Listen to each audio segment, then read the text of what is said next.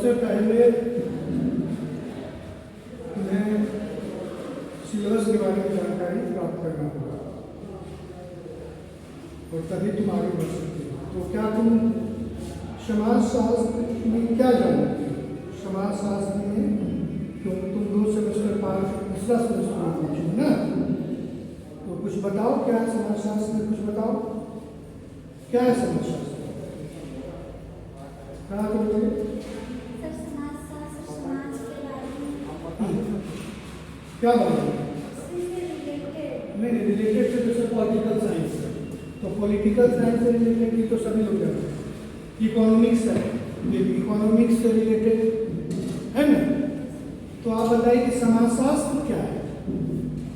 क्योंकि कोई भी विषय है तो सबसे पहले उसका इंट्रोडक्शन हमको जानना होगा, तभी हम आगे बढ़ेंगे।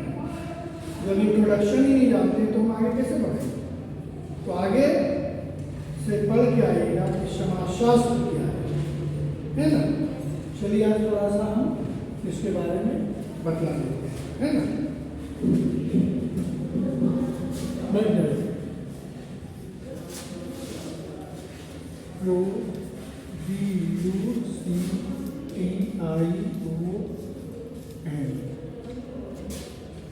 इंट्रोडक्शन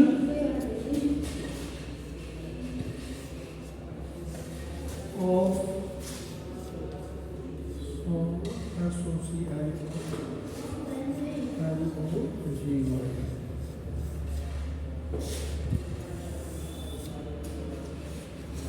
समाजशास्त्र का परिचय।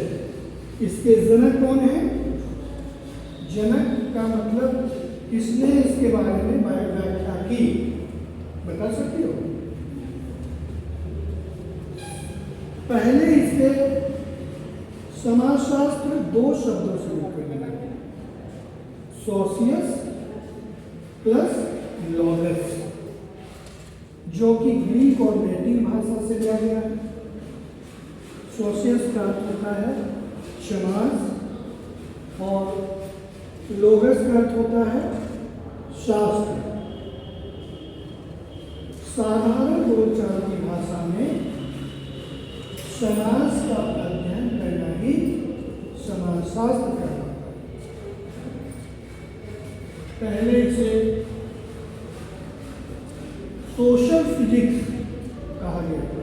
सोशल का मतलब क्या होता है? सामाजिक। और फिजिक्स का अर्थ क्या होता है? भौतिकी, जो विज्ञान का एक महत्वपूर्ण विषय है। वर्षों पहले इसे क्या कहा गया था? सोशल फिजिक्स, सामाजिक भौतिकी। लेकिन विद्वानों ने इसकी आलोचना की और सर तब अगस्त कॉम्टे, जिन्हें समाजशास्त्र का जनक कहा जाता है, उन्होंने कहा था कि समाज का वैज्ञानिक ढंग से अध्ययन करना ही समाजशास्त्र कहलाता है। भिन्न भिन्न विद्वानों ने समाजशास्त्र की व्याख्या विभिन्न प्रकार से की। जैसा कि मैकाइवर और पेज ने समाजशास्त्र के बारे में बतलाया कि समाज सामाजिक संबंधों का जाल है, अर्थात समाज में जो बातें की जाती है और जो संबंध है उसका व्याख्या करता है। इसमें हम विवाह, परिवार, नातेदारी, गोत्र के बारे में जानकारी प्राप्त करते हैं। कुछ विद्वानों का कहना है कि समाजशास्त्र विज्ञान है, कुछ विद्वानों का कहना है कि समाजशास्त्र विज्ञान नहीं है। तो क्या है समाजशास्त्र? क्या है? विज्ञान है या कला या दोनों? बताइए क्या है समाजशास्त्र, क्या है, कैसे? सर विज्ञान इसलिए क्योंकि इसमें हर चीज के बारे में जानकारी मिलता है समाज से रिलेटेड। अच्छा, और कला इसलिए क्योंकि इसके बारे में मतलब कि हम लोगों को पता चलता है कि कैसे रहना चाहिए समाज में।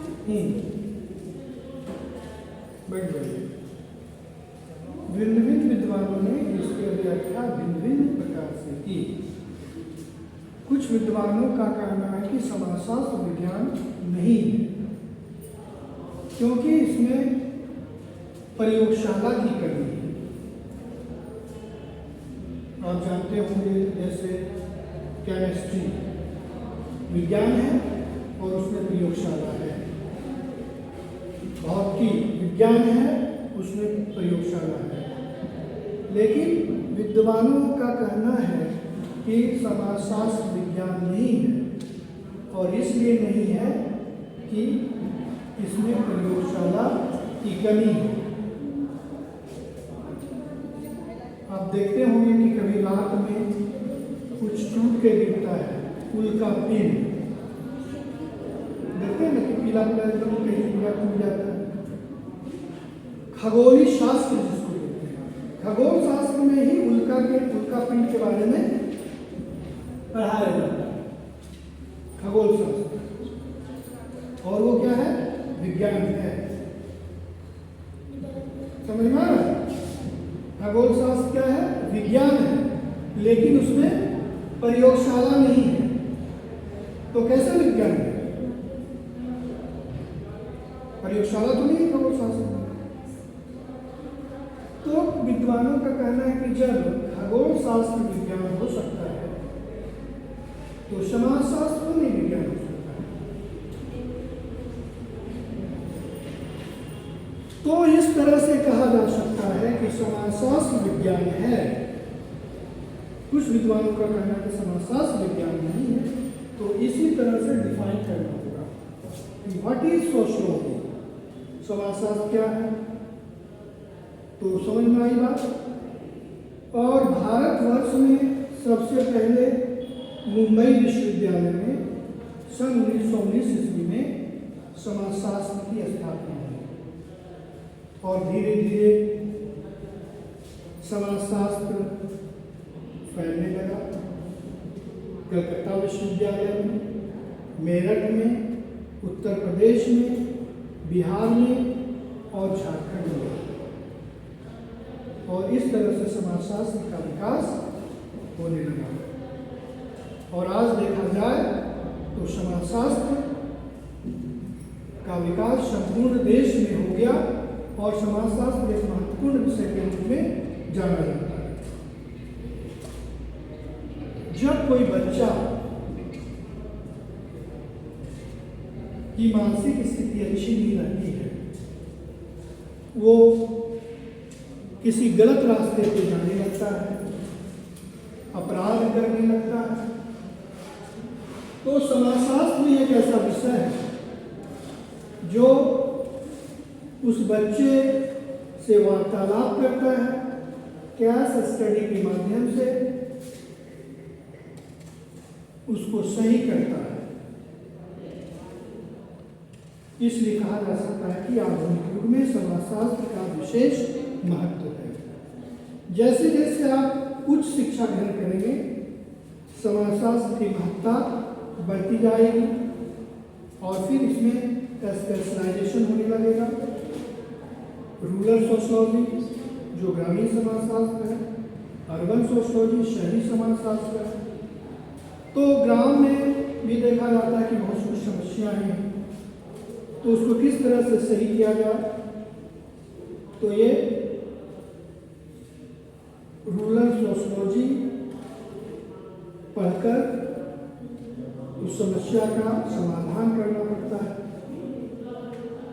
जैसे कृषि के क्षेत्र में अगर देखते हैं तो कृषि में अगर किसी भी क्षेत्र में कम उपजाऊ जमीन है तो उसको हम सही ढंग से खेती करवाते हैं। गांव की आर्थिक स्थिति क्या है, शैक्षणिक स्थिति क्या है, राजनीतिक स्थिति क्या है, उसको हम रूरल सोसाइटी का देखकर उसे सही दिशा निर्देश देते हैं। अर्बन क्षेत्र के बारे में अगर कहा जाए तो आज बड़ा बड़ा इंडस्ट्री स्थापित हो रहा है, तो उस इंडस्ट्री को किस तरह से सही ढंग से संचालन करें जिससे कि उत्पादन सही ढंग से हो। अक्सर देखते होंगे कि जो भी इंडस्ट्री है, कभी कभी क्या होता है कि वहाँ के जो मजदूर होते हैं स्ट्राइक कर देते हैं, महीनों तक इंडस्ट्री बंद रहता है, उत्पादन ठप रहता है, जिससे कि आर्थिक स्थिति प्रभावित होती है। तो उसके लिए जो LSW पढ़े होते हैं, जो सोशियोलॉजी पढ़े होते हैं, वो उस मजदूर से वार्तालाप करते हैं और उसे सही हल दिलाते हैं और उस समस्या का समाधान करते हैं। तो इस तरह से कहा जा सकता है कि आधुनिक युग में समाजशास्त्र का विशेष महत्व। तो इस तरह से क्वेश्चन होगा, what do mean by sociology, समाजशास्त्र क्या है और इसके क्षेत्र क्या है, क्षेत्र स्कोप क्या है ना, स्कोप क्या है, स्कोप क्षेत्र। कोई भी विषय है तो उसका कुछ न कुछ क्षेत्र होता है, उसका कोई स्कोप होता है।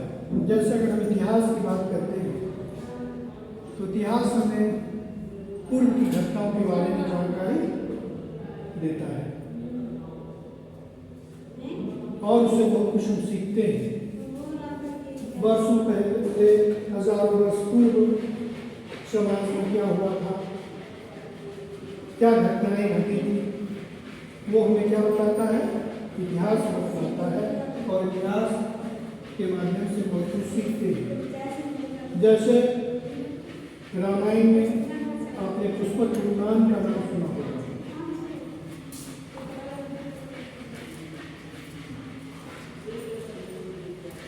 रामायण में आपने पुष्पक विमान का नाम सुना होगा और आज का वैज्ञानिक उस पुष्पक विमान जो रावण चलाते थे उसके आधार पर आज वायुयान, हवाई जहाज, हेलीकॉप्टर का आविष्कार किया। तो ये कौन हमको सिखाया, इतिहास। और उसके आधार पर आज क्या हुआ, पुष्पक विमान का आविष्कार हुआ, ये हवाई जहाज का आविष्कार हुआ, हेलीकॉप्टर का आविष्कार हुआ, हजारों वर्ष पूर्व चक्का का आविष्कार हुआ और तब बैलगाड़ी से व्यक्ति एक स्थान से दूसरे स्थान पहुंचते थे, समय अधिक लगता था। तो वैज्ञानिकों ने अध्ययन किया कि चक्का से हम बहुत ज़्यादा समय में बहुत कम दूरी तय करते हैं। तो हमें क्या सोचना है कि हम उस चक्का को कहाँ पर फिट करें जिससे कम समय में अधिक दूरी तय करना पड़ेगा। तो फिर क्या हुआ, साइकिल का आविष्कार हुआ, उसके बाद मोटरसाइकिल का आविष्कार हुआ, रेलगाड़ी का आविष्कार हुआ और इस तरह से देखा गया तो आज हम इस दौर से गुजर रहे हैं। तो इसलिए कहा जा सकता है कि किसी भी विषय का कुछ न कुछ क्षेत्र अवश्य होता है। समाजशास्त्र का भी एक महत्वपूर्ण स्थान है, क्षेत्र है। जैसा कि हमने चर्चा किया, रूरल सोशियोलॉजी, अर्बन सोशियोलॉजी के माध्यम से वहाँ की समस्या को समाप्त करते हैं। आगे हम आगे बढ़ेंगे तो इंडस्ट्रियल मैनेजमेंट भी हमें पढ़ना होगा कि इंडस्ट्री को मैनेजमेंट किस तरह से करें। अगर वहाँ समस्या है तो किस तरह से वहाँ हम मैनेज करें जिससे समस्या दूर हो सकती है। सोशियोलॉजी ऑफ मेडिसिन आज इतना विकास हो रहा और आज बहुत ऐसी संस्था है जिसको नन गवर्नमेंट ऑर्गेनाइजेशन कहते हैं, NGO। तो वहाँ भी समाजशास्त्र के जो विद्यार्थी हैं वहाँ अपना काम करते हैं।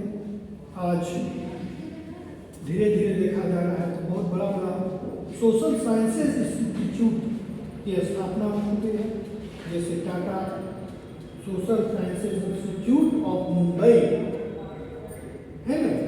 जैसे जैसे हम समाजशास्त्र में उच्च शिक्षा ग्रहण करेंगे, संस्था में काम करने का मौका मिलेगा और हम इंस्टीट्यूट में बहुत कुछ सीखेंगे।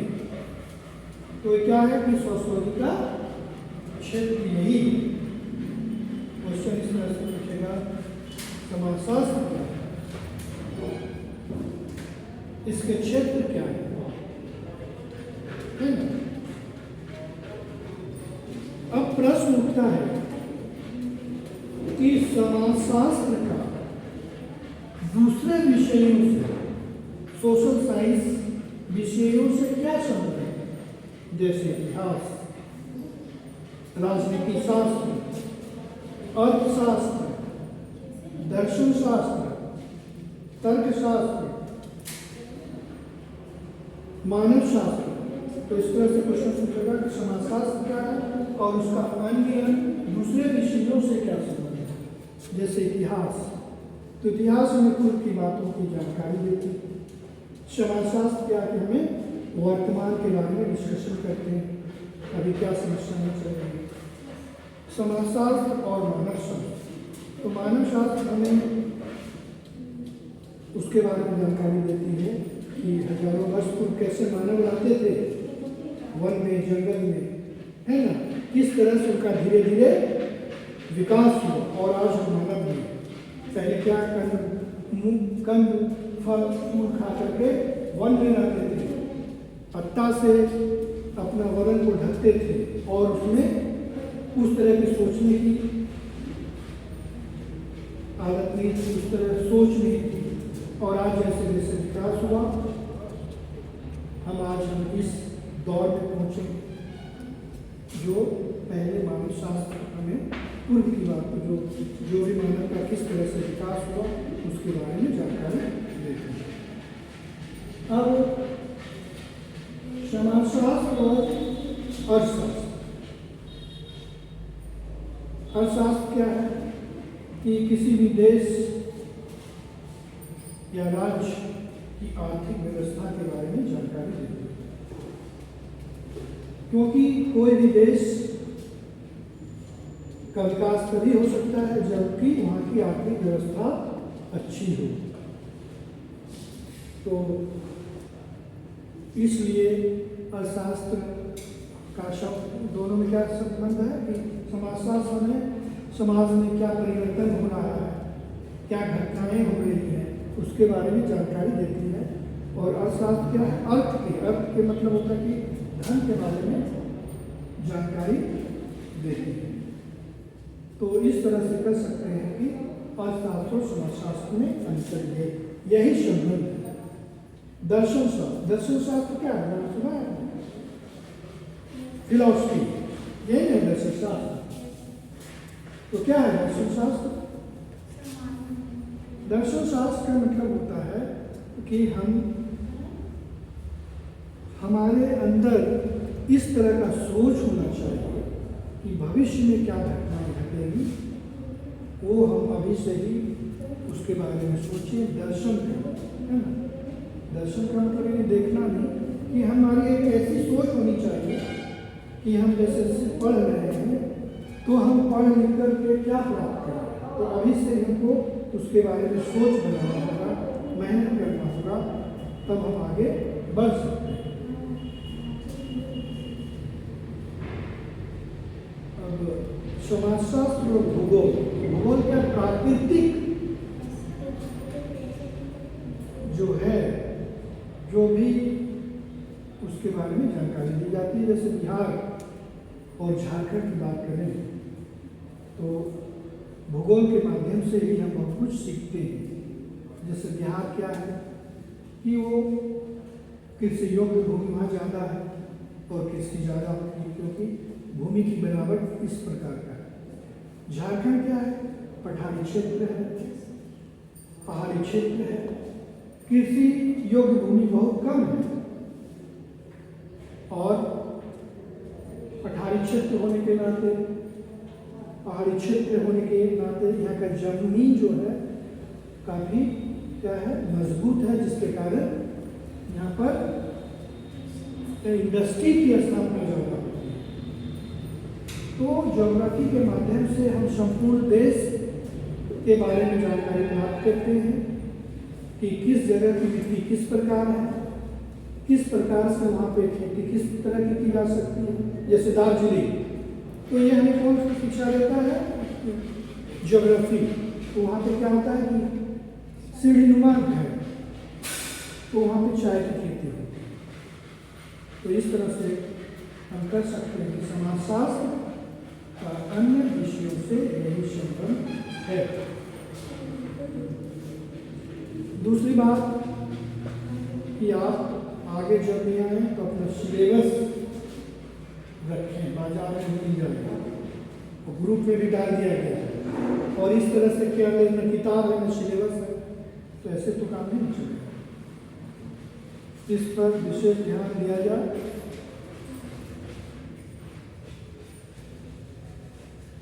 अभी बहुत आगे बढ़ना है, थर्ड सेमेस्टर है, फिर आगे धीरे धीरे बढ़ना है।